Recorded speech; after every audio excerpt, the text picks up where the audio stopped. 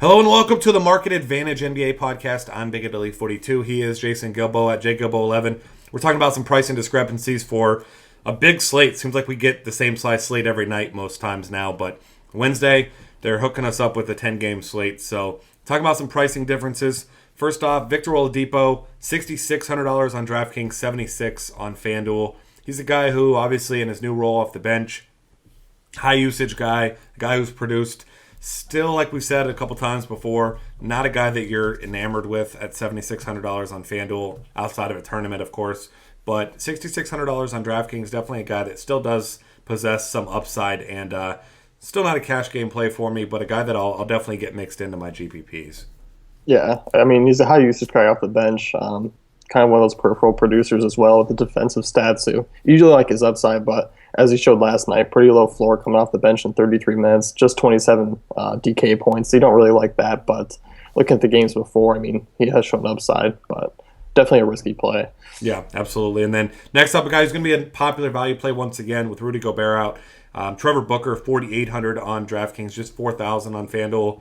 He's like one of those guys that you can kind of just slot into your lineups as that cheap option and just feel pretty good about it and move on. I mean, 61 DK points in 50 minutes last two games. Really doesn't matter much that he's still coming off the bench like you were talking with me earlier about. He's just a guy you feel okay about, and it's such a low-risk play anyway. You can just kind of put him in there and move on. Yeah, I definitely like that. And I know we kind of look at the opposing teams that they run small, and the Knicks are a pretty good-sized team, so Booker should still see 25-plus minutes tonight. Yeah, absolutely. And then next up, my personal favorite, Tim Duncan, $5,900 on DraftKings, $68 on FanDuel. Not that he needed the rest. He's not Kobe Bryant, but he did sit out the last game, now facing off against a Toronto team that has Bismack Biyombo down low, and it's just not going to be much of a matchup for Duncan. Obviously, he plays less than 30 minutes most, if not every night now. But a guy that I'll mix in some tournaments. He's going to be well-rested, and you know that this is certainly not a tough matchup for him here.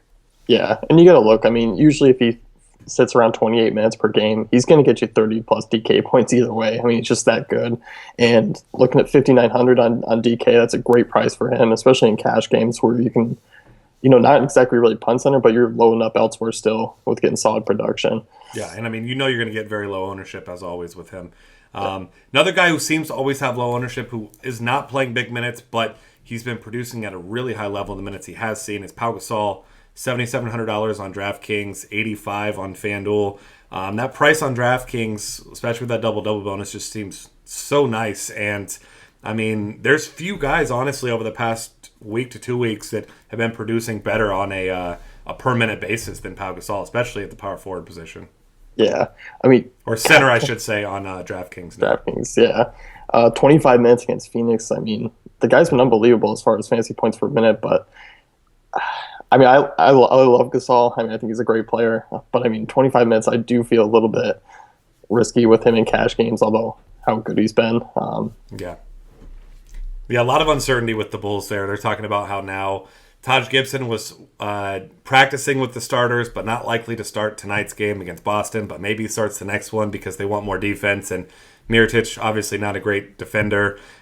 He's good at everything else, but kind of taking a step back from his upside that he had earlier this year and at the end of last year. But I guess there's just a lot of depth as far as the big men on this team goes. So Pau Gasol, definitely a guy I want some exposure to in tournaments, but I just wish he was getting 35 minutes if I was going to get him in for my cash games.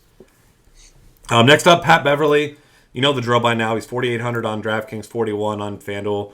Just the guy that gets you 20 points, and you just click him, you get your 20 points, and then you worry about the rest of your spots on your lineup. And with Trevor Ariza now doubtful for tonight, obviously his doubtful thing with the injury last night, the back injury, I don't see even a 1% chance that he plays tonight. So just consider him out unless we hear some miracle change, like a Chris Paul type of thing last minute, and he just plays. But doesn't seem like he will, so certainly some extra shots to go around.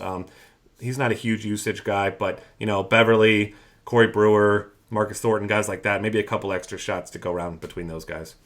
Yeah, Beverly's just been consistent over the last few weeks. 4,800, starting to creep up there on DK, but still a great play on FanDuel. I mean, the guy's he was around 10 to 14 points each night, grabs a couple steals per game, couple assists. I mean, you just know what you're going to get from him right now.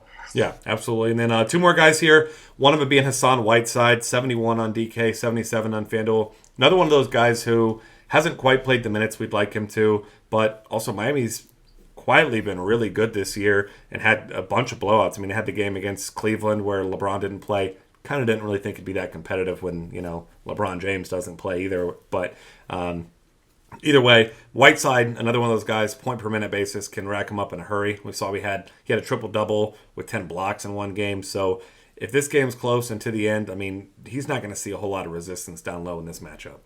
Yeah, you got to like him in tournaments, especially with his upside, 4.5 blocks per game. Been really efficient from the field. I think at his price, I mean, definitely worth it on DK with that upside and the double-double bonus and the triple-double bonus if he goes off for 10 blocks or something again. Yeah, absolutely. It's just a good spot for him there. Bismack Biyombo, the other guy, kind of mentioned him a little bit earlier, talking about Tim Duncan. He's 5,000 on DK, 4,000 on FanDuel. A guy who is about as low of a usage player as you're ever going to find, but he's a good rebounder. And, he gets the occasional pull back on offense, but never looking for his own shot. So if you need a guy that you have to fill in on, he's okay.